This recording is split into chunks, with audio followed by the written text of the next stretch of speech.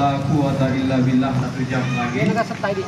Jadi mohon berkenan yang kami hormati Bapak Kedua Lazismu bersama amil-amilnya dan seluruh rekan pelayanan pada 14 dan Muhammadiyah 108. Beberapa kegiatan dan masih ada rangkaian kegiatan nanti. Ini bersama kerjasama dengan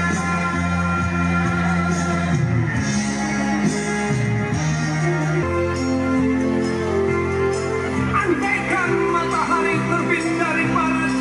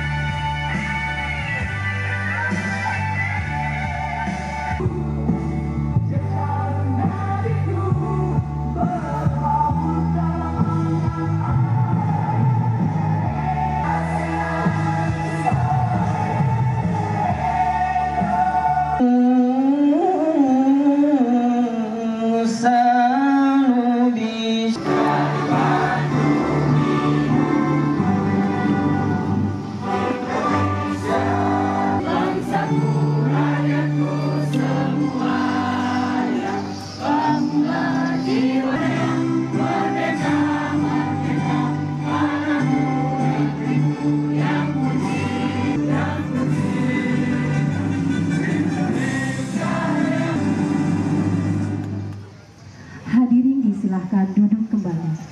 Diwakili oleh pelaksana tugas sekretaris daerah Kota Parepare, Parepare bersiap-siap.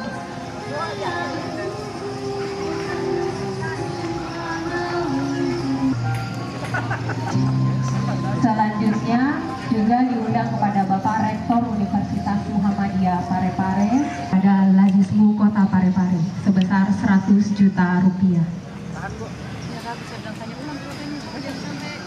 Iya, karena ini sudah selesai ini Pak, kwitansinya.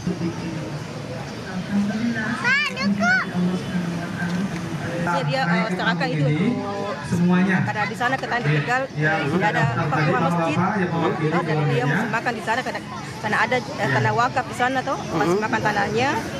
Dia sembahkan uang sebesar itu untuk membangun institusi. Ibu siapa yang menyumbang itu, Bu? Siapa? Haji Dahlan, itu tante saya. Oh, dia sebagai apa? Petra? Istri Petra. Istri Petran ya? Oh, istri Petran ini yang menyumbangkan sebesar 100 juta itu? Selanjutnya lagi oleh pimpinan daerah Muhammadiyah.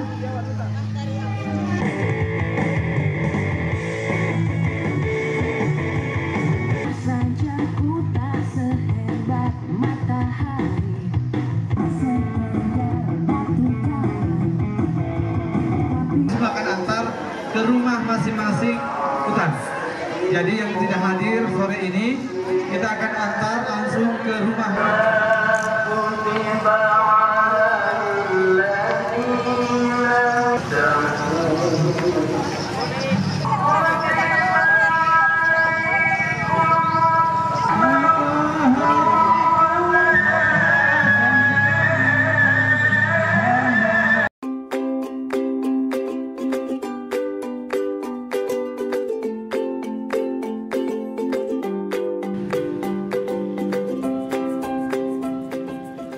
Ini dia nih sosok Bribda Asri Al-Waqiah.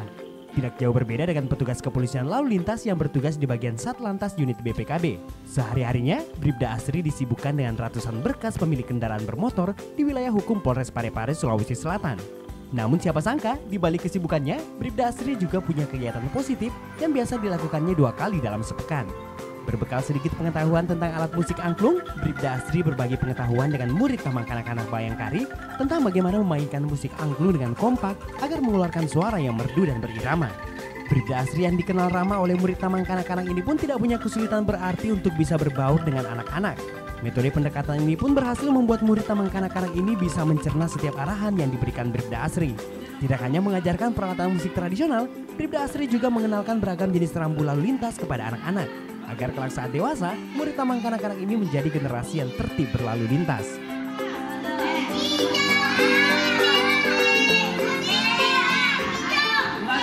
Jadi kami datang lintas ini untuk memberikan edukasi tentang tertib berlalu lintas. Jadi tujuan kami agar anak-anak seperti ini sudah mengerti tentang tertib lalu lintas sejak dini, dan cara mengajarkannya pun berbeda dengan orang dewasa.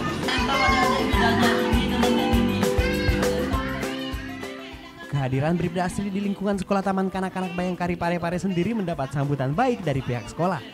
Meski hanya 2 kali dalam sepekan, pihak sekolah merasa terbantu dalam upaya mereka mendidik generasi anak bangsa menjadi generasi yang lebih baik. Saat berinteraksi dengan murid Taman Kanak-Kanak, Bribda Asri selalu dibantu oleh salah satu pembina di Taman Kanak-Kanak Bayangkari. Hal ini untuk memudahkan Bribda Asri memberikan pemahaman baik tentang rambu lalu lintas maupun materi lainnya kepada anak-anak. Ada triknya begini ya, untuk membantu anak-anak kami tentang edukasi baik pembelajaran maupun tentang rambu-rambu lalu lintas.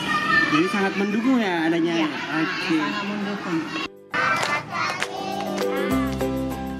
Karena dianggap berhasil dalam pembinaannya, Kapolres Parepare yang juga menjadi atasan Bribda Asri bahkan berencana menugaskan Bribda Asri ke sejumlah sekolah baik taman kanak-kanak maupun sekolah dasar untuk berbagi pengalaman dengan pembina sekolah demi terciptanya generasi anak bangsa yang tertib berlalu lintas.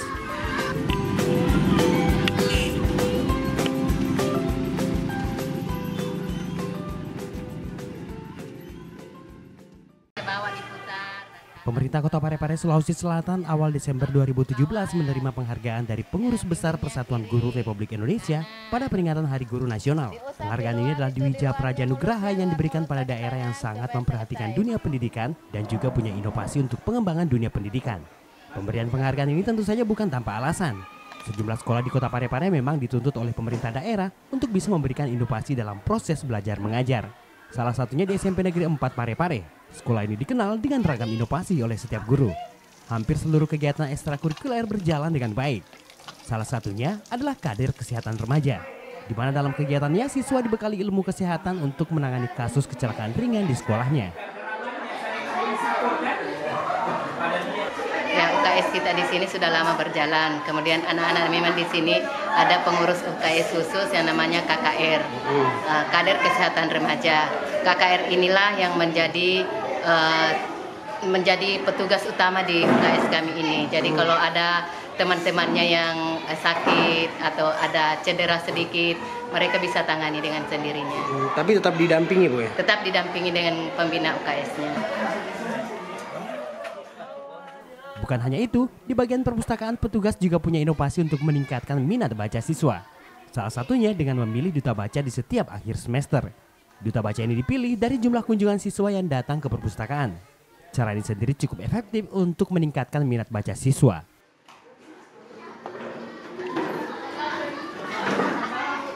Penempelan stempel ini untuk melihat dan identifikasi siswa yang setiap saat datang ke perpustakaan membaca. Mereka menuliskan namanya, menuliskan hari tanggal membacanya, menuliskan judul yang buku yang dibaca, lalu menempelkannya tiap hari seperti itu. Nanti di akhir semester akan direkapitulasi, dihitung yang mana yang paling banyak kuponnya, berarti itulah yang rekor bacanya paling tinggi berkunjung di perpustakaan. Tidak hanya peduli pada minat baca dan kesehatan siswa, di sekolah ini juga punya petugas kebersihan sendiri. Dari setiap kelas biasanya dipilih 2 siswa yang punya area yang akan menjadi tanggung jawabnya. Jadi tidak heran meski halaman sekolah ini luas, kebersihannya tetap terjaga. Di Kota Parepare hampir setiap sekolah menerapkan sistem serupa untuk mengefektifkan kegiatan ekstrakurikuler. Jadi wajar saja jika sejumlah penghargaan di dunia pendidikan diberikan pada kota yang juga dijuluki sebagai kota pendidikan ini.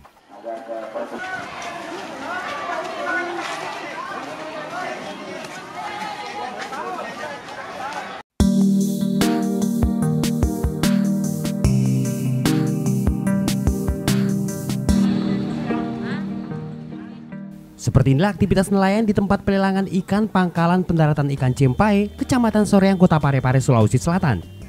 Awalnya pangkalan pendaratan ikan ini selalu dipadati perahu nelayan yang akan menjual hasil tangkapannya. Namun dari tahun ke tahun jumlah perahu nelayan semakin berkurang.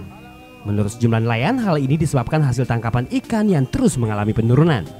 Larangan beberapa jenis alat tangkap ikan juga menjadi salah satu penyebabnya. Sejumlah nelayan mengeluh karena meski mentaati aturan dengan tidak menggunakan alat tangkap ikan yang dilarang, masih terdapat oknum nelayan yang menggunakan alat tangkap ikan yang dilarang. Kurangnya pengawasan tentu saja menjadi penyebabnya.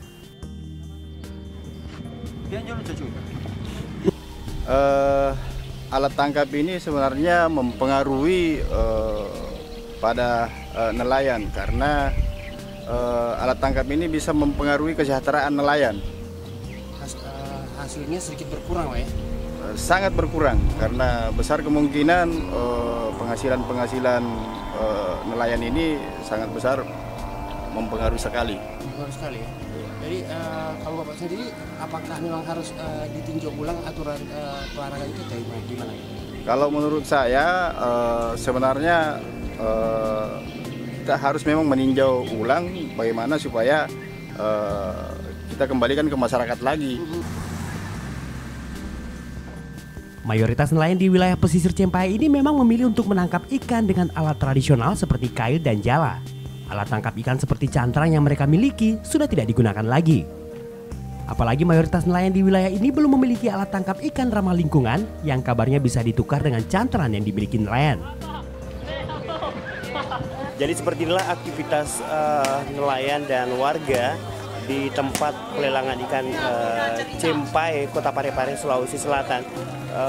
Sebelumnya tempat ini selalu padat oleh warga maupun nelayan yang ingin membeli hasil tangkapan nelayan nih.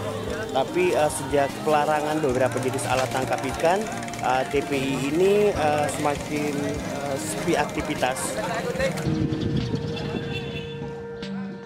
Berkurangnya aktivitas nelayan di tempat pelelangan ikan Cempai ini memang juga berdampak pada berkurangnya jumlah warga yang biasanya datang untuk membeli ikan segar di tempat ini. Jika sebelumnya warga harus berdesakan untuk bisa mendapatkan ikan segar sesuai selera, kini tempat pelelangan ikan Cempai sudah tidak sepadat dulu lagi. Apalagi sejumlah jenis ikan yang menjadi favorit warga biasanya sudah dipesan terlebih dahulu oleh beberapa perusahaan untuk kebutuhan ekspor. Hal ini juga lah yang membuat sejumlah industri rumahan seperti pembuat abon ikan di wilayah ini banyak yang gulung tikar karena bahan baku berupa ikan yang sulit untuk didapatkan. Sejumlah nelayan pun berharap aturan pelarangan penggunaan sejumlah alat tangkap ikan bisa ditinjau ulang. Misalnya menetapkan ukuran alat tangkap ikan seperti cantrang agar tidak menyentuh dasar laut, ataupun dengan menentukan sejumlah lokasi yang terlarang untuk menggunakan alat tangkap ikan jenis tertentu.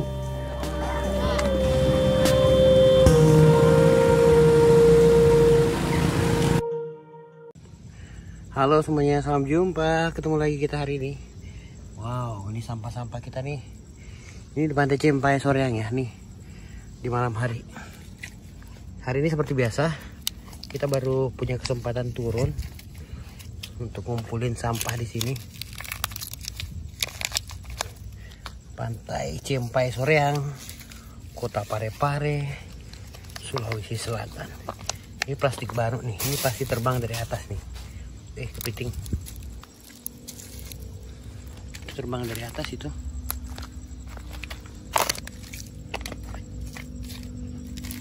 Angin kencang membawaku, aku nggak kemana-mana.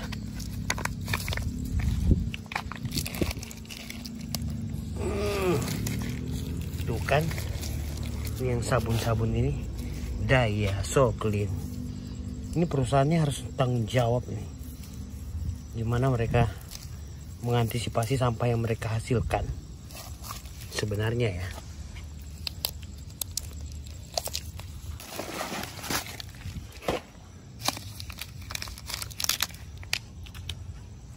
Itu mobil patroli polisi lagi patroli.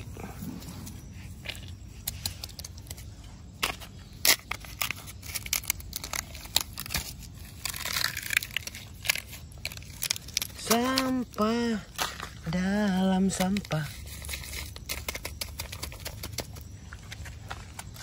Posisi jonggol begini kita rawan kentut ya, harus pelan-pelan. Terekam kamera kita kentut, suaranya luar biasa. Malu kita ditonton semua orang, suara kentut kita terdengar.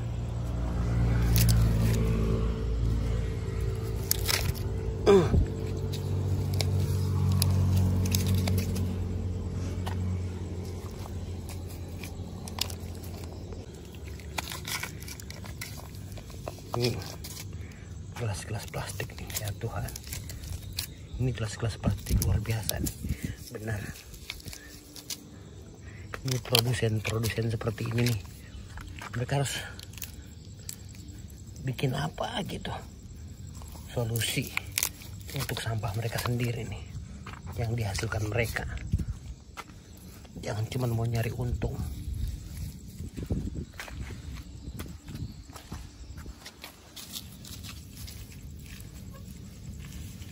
Untung terus. Alam rusak, iya.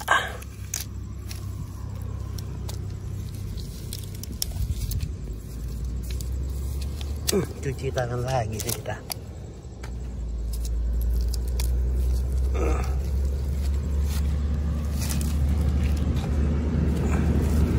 Oke, sepertinya cukup ya. Terima kasih teman-teman. Sampah kita luar biasa. Sampai ketemu besok dan salam jumpa.